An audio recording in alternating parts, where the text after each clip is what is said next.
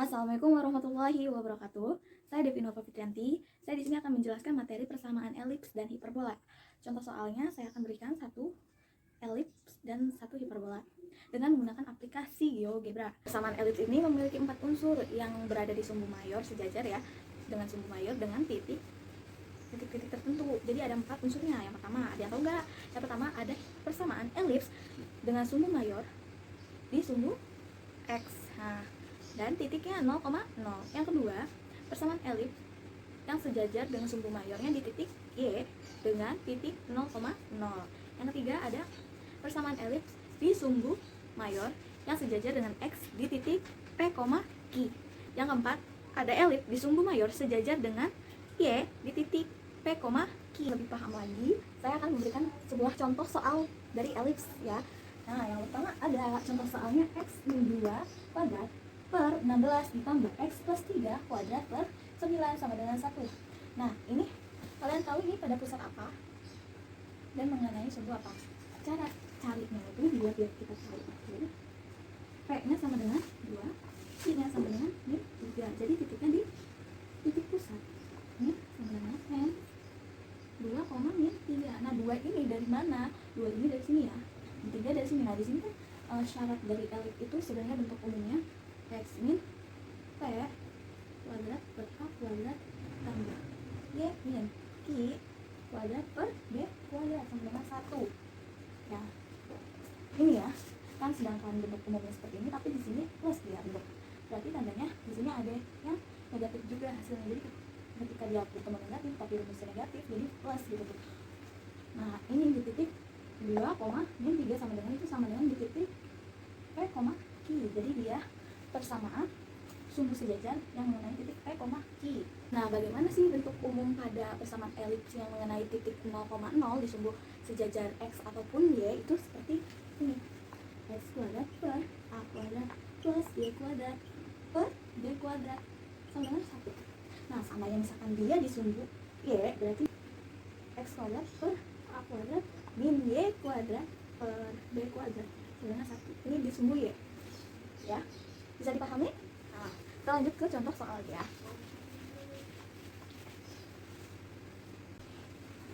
Nah, kita selesaikan dulu dua, kita cari A itu apa? A nya itu A kuadrat sama dengan 16. Kalau seandainya dia A aja, berarti akar 16 dong ya kan?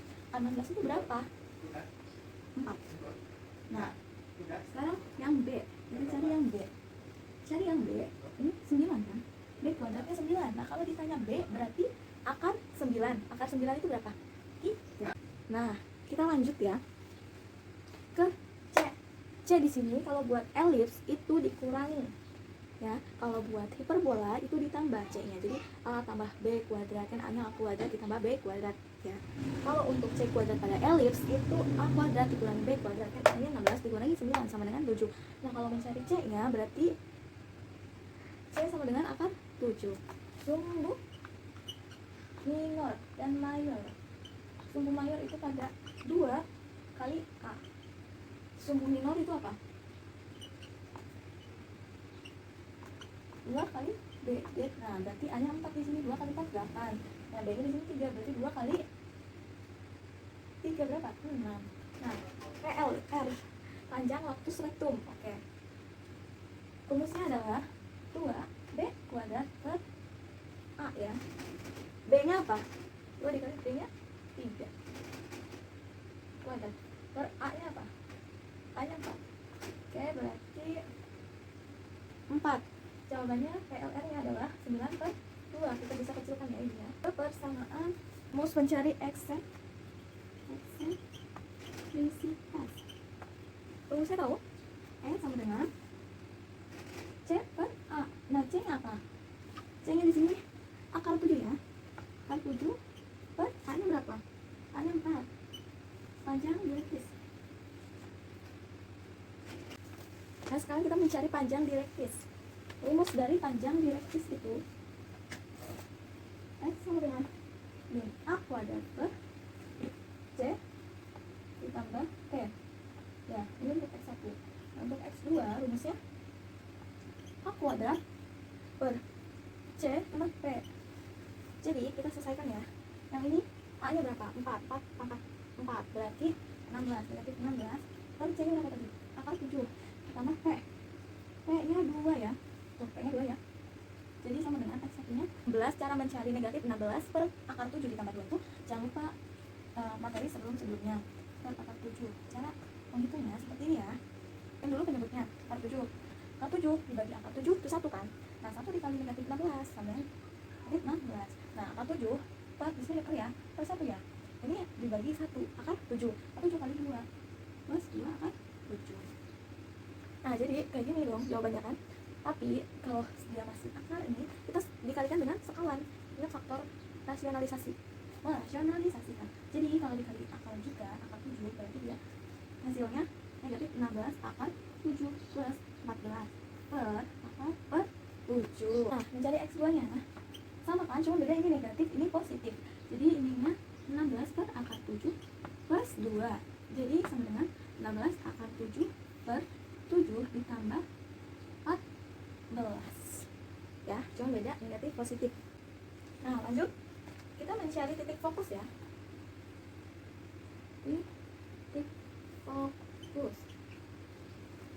titik fokus dari sumbu X yang X nya berubah menjadi C ya, C nya tadi nilainya berapa? Akar 7.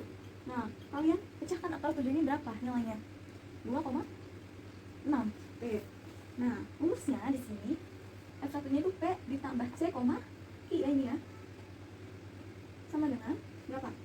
Terus F2 nya itu kebalikannya, kayak P dikurangi C, Q. Kita hitung dulu ya satu-satu. P tambah C, P nya tadi berapa? 2 ditambah C, C nya kan 7, Q nya 3. Oke, jadi jawabannya kan akar 7 nya berapa tadi? 2,6 ditambah 2 berapa?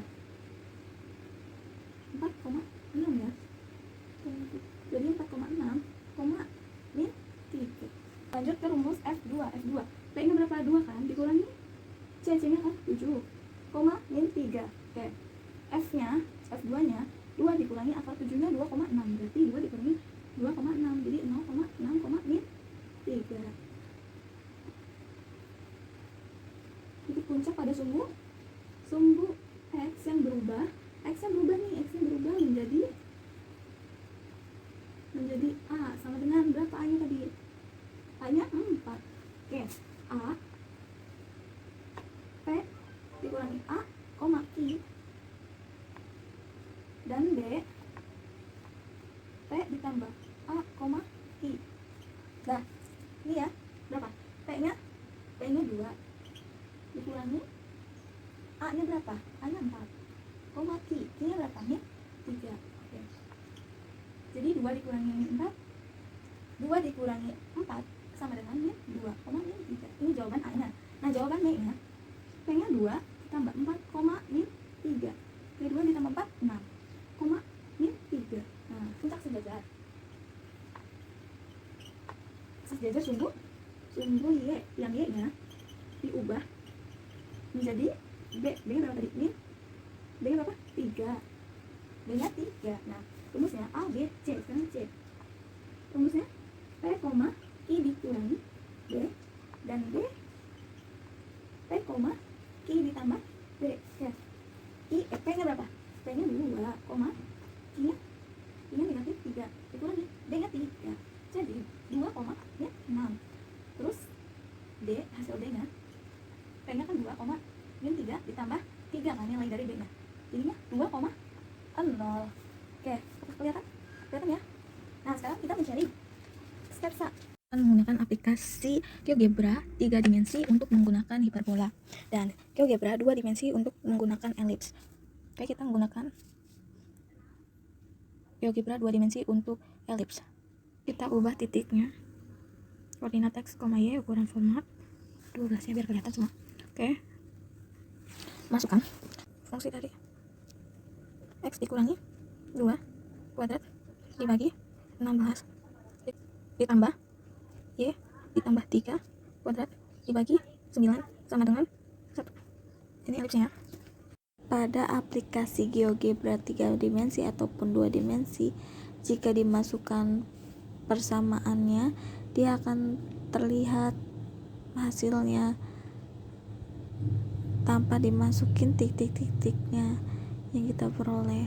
Jika kalian ingin tahu titik-titiknya di mana saja, boleh kalian masukkan semuanya satu persatu seperti contoh ini.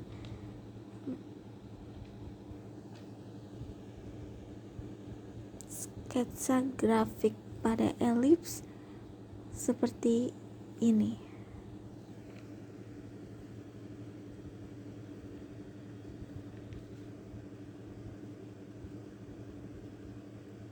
Lanjut ke materi hiperbola. Persamaan hiperbola itu memiliki persamaannya ada 4 jenis. Yaitu yang pertama, persamaan hiperbola. Dengan sumbu nyata ya.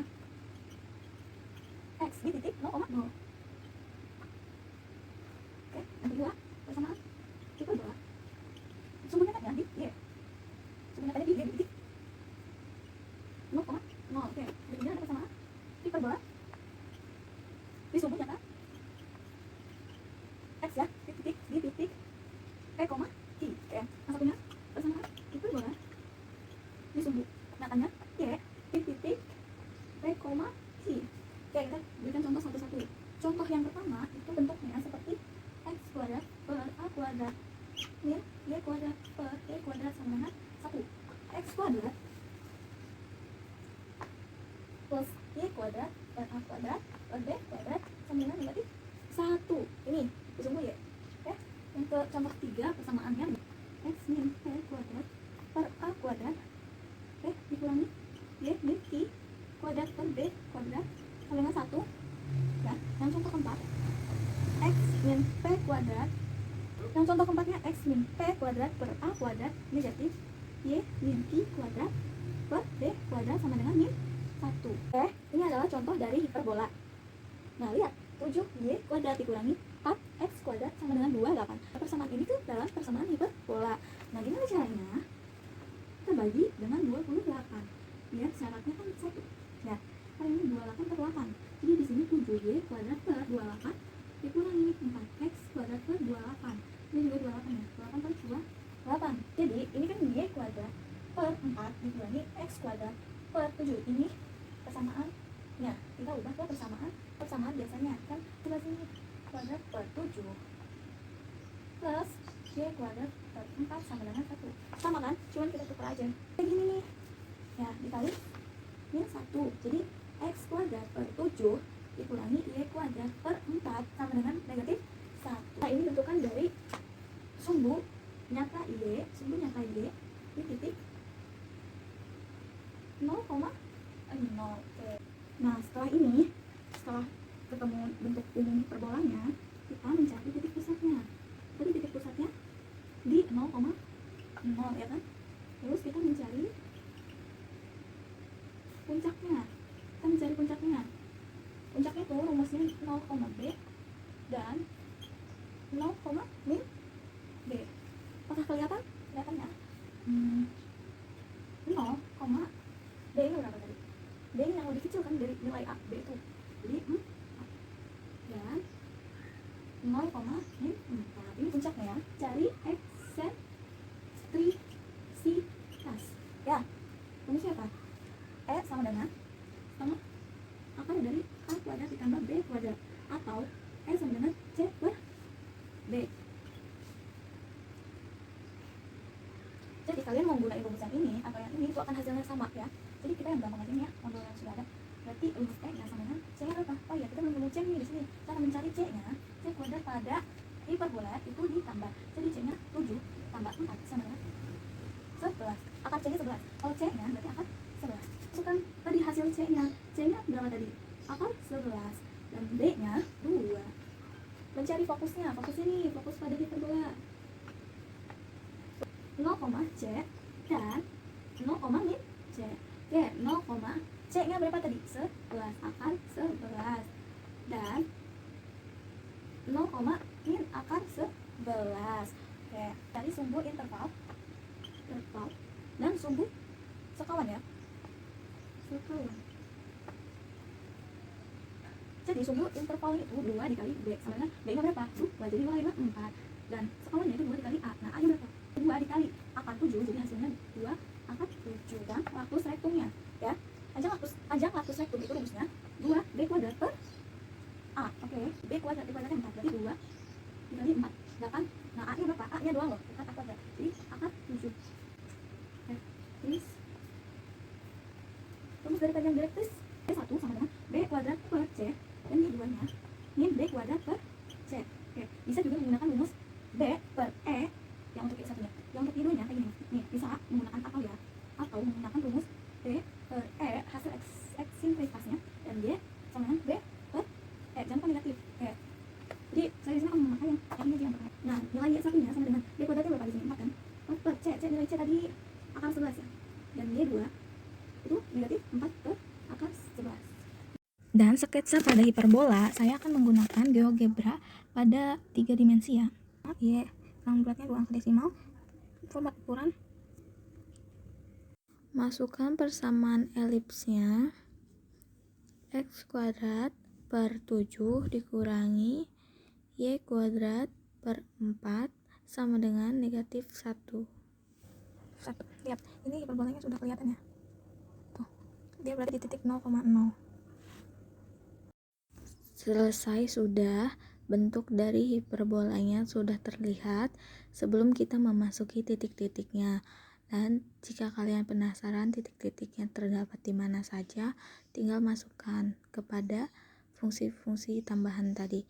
Nah, cukup sekian dari saya. Wassalamualaikum warahmatullahi wabarakatuh.